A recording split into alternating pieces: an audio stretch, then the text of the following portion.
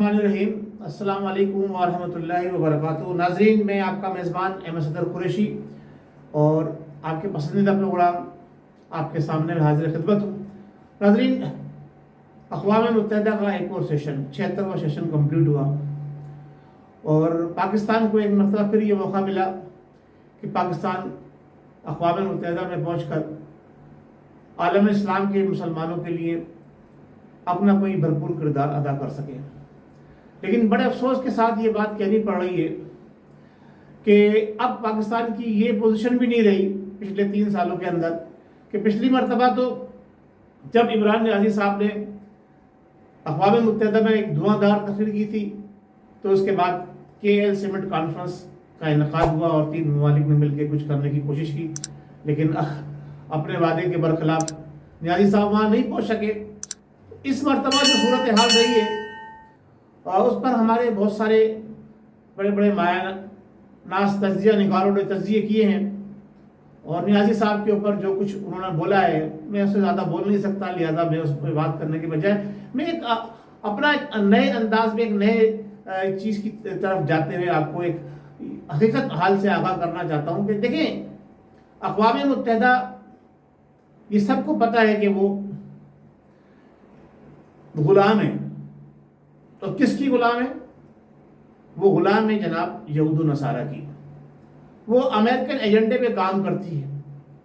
हम वहाँ जाकर पार्टिसिपेशन करते हैं और उन लोगों को बजाय इसके कि उनको हम नीचा दिखाएं, जो इस्लाम दुश्मनी में पूरी दुनिया पर उतरे हुए हैं, पिछले 20 सालों का अगर आप तज्जिया करें और ख़ास तौर से अगर हम उस पर बात करें जो अफ़गानिस्तान में हुआ, तो हमें चाहिए था नियाज़ी साहब को कि इस दफ़ा की तकरीर पिछली तकरीर से भी बड़ी धुआंधार तकरीर होनी चाहिए थी और उनको ये साबित करने की कोशिश करनी चाहिए थी कि जनाब अली दहशतगर्द मुसलमान नहीं है, मुसलमानों पर दहशतगर्दी मुसल्लत की गई है और उसका मोजिब जो है वो अमेरिका है, यहूद नसारा है।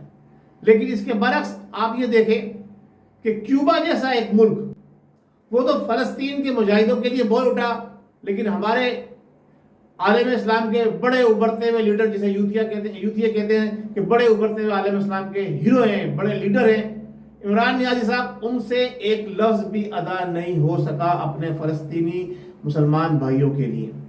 ये आलम इस्लाम की क्या नुमाइंदगी करेंगे? कश्मीर के लिए क्या लेकर आए? फ़लस्तीन के लिए क्या लेकर आए? अफ़गानिस्तान को क्या दिलाया इन्होंने वहाँ जाकर? सिवाय पाकिस्तान की जो थोड़ी बहुत साख थी आलम इस्लाम के अंदर, उसको मजरू किया। आपको याद होना चाहिए कि जब पाकिस्तान ने एटमी धमाके किए थे तो किस तरह से फ़लस्तीनियों ने जश्न मनाया था, किस तरह से यमनियों ने जश्न मनाया था कि अब आलम इस्लाम के अंदर एटमी क़ुव्वत आ गई है। लेकिन इस एटमी क़ुव्वत ने इतना अरसा गुजरने के बाद अपना क्या किरदार अदा किया? फ़लस्तीन, यमन, सीरिया, शाम, लिबिया, इन तमाम ममालिक को छोड़ते हुए दूर है, हमारे पड़ोस में जो अपने आप को पाकिस्तानी कहते हैं, जिसे हम और कायदे आज़म रहमतुल्लाह अलैह जो फाउंडर ऑफ पाकिस्तान है, उन्होंने कहा कश्मीर हमारी शेर आगे। हमने उसको बचाने के लिए क्या किया? नियाज़ी साहब की हुकूमत के बड़े दावे थे, आफिया सिद्दीकी को वापस लाएंगे, कश्मीर का मसला हल कराएंगे, हम ये कर देंगे। हम अभी भी इन्होंने जनाब अली वहाँ पे बड़े मारी हैं। सिर्फ एक नुकता जो इनकी तफसीर के हवाले से करूँगा, बगैर तहकीक के गैर मुसद्दक़ा बातों को इन्होंने जनाब अली इतने बड़े प्लेटफार्म पे कहा, इससे ज़्यादा और गैर हाजिर दिमाग इंसान और कौन हो सकता है? मैं समझता हूँ पाकिस्तान में तो नहीं है। यूथिये पर्ची से पढ़कर बात करने वाले के ऊपर तो तनकीद करते थे, लेकिन गैर मुसद्दक़ा चीज़ों के ऊपर धुआंधार तकरीर करना और बड़े दावे करना और धमकियां देना, ये इसके ऊपर यूथिया खामोश है। इस दफ़ा तो यूथियों का भी सर झुक गया। मेरे तो इस बात पर जो है शुक्र बजा ला रहा हूँ कि अब कम से कम यूथियों को भी अकल आ गई है। अपना उछले हैं, ना कूदे हैं, ना मिठाइयाँ बटी हैं, ना जनाब अली नाच गाने हुए। अब उनको भी अकल आई है कि वाकई उन्होंने एक अंधों में काना जो है उसको राजा चुन लिया। ये सारे जितने भी इनके पार्टी के लोग हैं वो अंधे हैं, उनमें काना जो है वो राजा, वो इमरान नियाज़ी साहब है, जिन्होंने पाकिस्तान کہ رہی سہی جو عزت تھی اس کو بھی اقوام متحدہ میں اس تقریر کے حوالے سے میں بات کر رہا ہوں کہ اس کو انہوں نے مٹی کا کر دیا.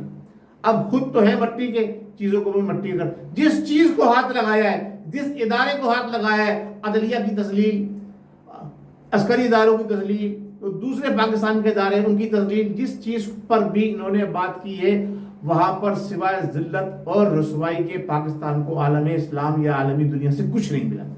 تو اب جب یہ اقوام متحدہ میں جا کر اس دھواں دار تقریریں کر کے آتے ہیں تو آپ دیکھیے کہ اس کا رزلٹ کیا ہوتا ہے. ہمیں اب تک کیا دیا انہوں نے. کشمیر کے مسلمان 72-73 سال سے رو رہے ہیں، کھڑے ہیں ابھی تک. ان کے بڑے دعوے تھے، عافیہ صدیقی کو واپس لا رہے تھے، بڑے دعوے تھے. ہاں انہوں نے جو کچھ کیا ہے وہ ان اپنے آقاؤں کے لیے کیا ہے کہ جنہوں نے ان کو حکومت دلوائی. انہوں نے جناب علی ملونہ آسیہ شیطان کو جو ہے ملک سے جناب باہر نکلوایا، اس نے اہم کردار ادا کیا. قادیانیوں کو جناب جن کی سپورٹ سے یہ انہوں نے اقتدار میں بیٹھے ہوئے ہیں ان کو یہ سہولتیں فراہم کر رہے ہیں، سہولت کار بن رہے ہیں. اچھا، افغانستان کی نئی حکومت بنی ہے، ابھی اس کو ابھی تک تسلیم کرنے میں انہوں نے پہل نہیں کری، حالانکہ انہیں چاہیے تھا کہ سب سے پہلے پہل کرتے. افغانستان ہمارا ایک طرح کا بازو ہے.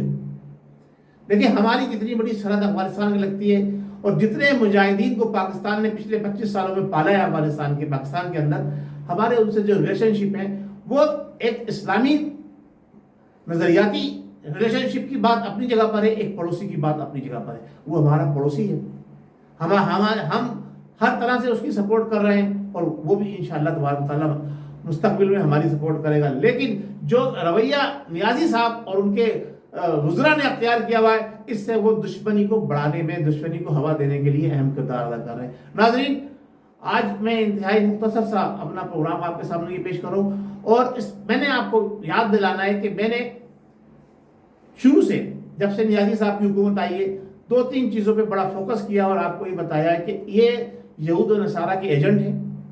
یہ سارے وہ کام کر رہے ہیں جو ان کو بیرونی طاقتیں، جن کے پیسے کے اوپر یہ چڑھ کر، دیکھیں نا، فارن فنڈنگ کیس نہیں کھلتا ہے اب تک، بار بار کھلتا ہے بند ہوتا ہے، فارن کھلتا ہے بند ہوتا ہے. اب تو ظاہر سی بات ہے، اس سے آپ اندازہ لگا لیجیے کہ یہ کن کے ایجنٹ ہیں اور کن کے بتائے ہوئے راستے پہ یہ چل کر پاکستان کو ایک ایسی گہری دلدل میں لے کے جا رہے ہیں. پاکستان نکل تو جائے گا لیکن ذرا مشکل ہوگا، دشوار ہوگا. آئندہ آنے والی حکومت کے لیے بڑی تکلیفیں ہوں گی. انہوں نے جو پچھلے 70 سالوں میں جس کو یہ رو رہے ہیں کہ پاکستان کو جن لوگوں نے ڈبویا ہے، انہوں نے تو صرف ایک کشتی میں سوراخ کیا تھا، انہوں نے کشتی کا تلا ہی غائب کر دیا ہے. 3 سالوں کے اندر کشتی کا تلا ہی نیچے سے نکال دیا ہے. تو اب وہ کشتی ہی نہیں رہی. بہرحال اللہ تبارک و تعالیٰ کی نصرت مسلمانوں نے پاکستان کے ساتھ ہے اور ہمیشہ رہے گی. کیوں کہ ہمارے آبا و اجداد نے جو اپنے خون کے نذرانے دیے تھے، وہ ان کا مقصد یہ تھا کہ اس دھرتی کے اوپر ایک ایسا وطن، ایک ایسی مملکت جو صحیح معنوں میں ایک اسلامی مملکت بنے گا، اور جہاں پر اسلام اور قرآن کے قانون کو بالادستی دی جائے گی، وہ وطن مقدس پاکستان ہوگا، کیونکہ یہ اس نظریے کی بنیاد پہ بنا ہوا ہے. اب جو کچھ انہوں نے کرنا تھا وہ کر لیا. اب یہ چاہ رہے ہیں کہ اگلے 5 سال بھی ان کو مل جائے، اس لیے یہ قبل اس وقت الیکشن کرانا چاہتے ہیں. یہ میں پہلے ہی بتا چکا ہوں آپ کو کہ نیازی صاحب ایک خاص ایجنڈے پر جو ہے وہ پاکستان کے وزیر اعظم بنائے گئے، اور یہ کافی حد تک اس میں کامیاب ہو گئے. اب ہمارا صرف اور صرف ایک جو ہے وہ رہ گیا ہے اہم ایشو اور اہم نقطہ، جس کے اوپر میں آپ سے بات کروں گا انشاءاللہ تبارک تعالیٰ تفصیل سے اگلے 2 پروگرام کے اندر. لیکن فی الوقت میں آپ کو ایک ہنٹس دیتا چلا جا رہا ہوں کہ جناب پاکستان کے ایٹمی اثاثوں کو منجمد کرنے کے لیے ان کو نیا ٹاسک دیا گیا ہے.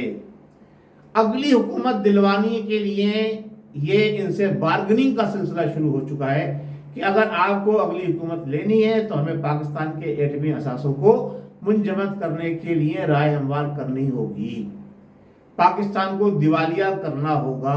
جب پاکستان دیوالیہ ہوگا تو ہی پاکستان کے ایٹمی اثاثے منجمد کیے جائیں گے، اور انشاءاللہ تبارک و تعالیٰ ایسا ہوگا نہیں۔ لیکن نیازی صاحب اسی راستے پہ کار فرما ہے، نیازی صاحب کی گاڑی جو ہے وہ اسی سے چل رہی ہے، یہ پاکستان کو اسی سے لے کے جانا چاہتے ہیں، اور انشاءاللہ تبارک و تعالیٰ جیسے یہ ابھی اقوام متحدہ میں تقریر کر کے رسوا ہوئے ہیں، شرمندہ تو ان کو ہونا آتا نہیں ہے، نہ کبھی ہوں گے، ایسے یہ انشاءاللہ تبارک و تعالیٰ اس کام میں بھی شرمندہ ہوں گے، اور اللہ تبارک و تعالیٰ غیب سے پاکستان کی مدد فرمائے گا، اور کوئی نہ کوئی ایسا لیڈر، ایسا رہنما، ایسا ریبر نکل کر سامنے آئے گا جو پاکستان کو صحیح سمت پہ لے کر جائے گا۔ بہت شکریہ، السلام علیکم ورحمۃ اللہ وبرکاتہ۔ پاکستان زندہ باد۔